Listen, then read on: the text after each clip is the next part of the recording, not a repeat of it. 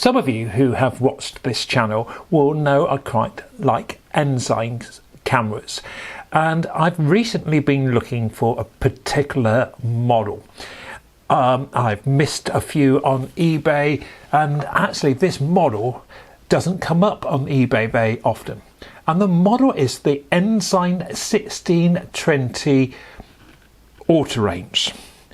And I went to Frome Camera Fair about 2 weeks ago, and there was one stand with the very camera I was looking for. He wanted a little bit more than I wanted to pay, but we finally agreed on a settlement. And I bought the camera, and here it is.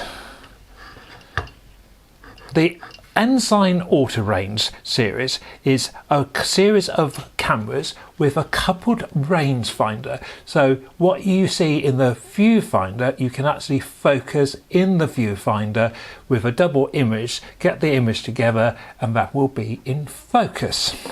And there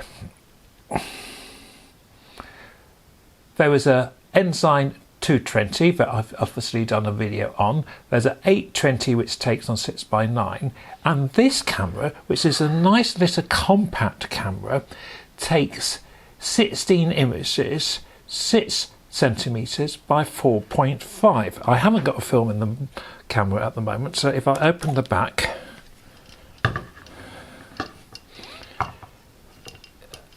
you can see here the 6x4 format, which you get on the Bronica ETRS and some of the Mamiya 645 cameras. But the great thing about this camera is it's very small. It's a lot smaller than those cameras, so you can put it in a case very easily.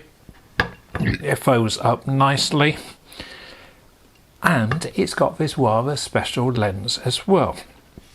So I was delighted to get this camera, but I did find it had one or two characteristics that I hadn't realised before.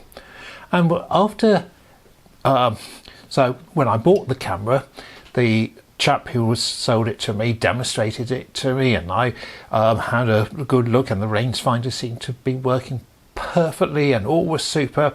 So I bought the camera. Then, as I do at Frome, I went to have a cup of coffee.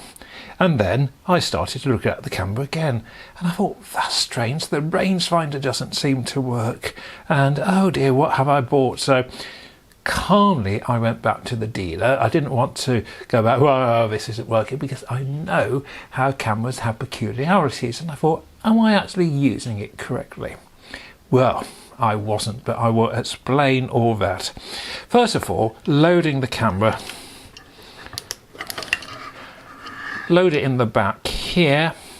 It goes onto this part here, so I need to put an empty spool in. I've just had a film in which I've just developed. So film goes from here to here, and you wind on. At the bottom you've got these little buttons here, so you can pull these and make sure that the spool goes in easily. Now, the key thing is when you undo the camera, this part has to pop up. If this little lens here doesn't pop up, the rangefinder will not work and it won't focus on infinity. So that is what I wasn't doing. I wasn't putting that up. Lens focuses here. You have here the aperture and the shutter speed. The shutter speeds are, from my memory, the shutter speeds are 400, 200, 100, 50th, 25th. So 400 is not bad on a camera of this type. That's quite fast. So that's a positive function. The lens, as I said, is this Ross Express 3.5, which is a super lens, and 3.5 again was quite fast for the time. So you've got a really good quality lens. You do have to, so in using, you focus through the viewfinder, you set your aperture and shutter speed here, you set the shutter here. We've got this nifty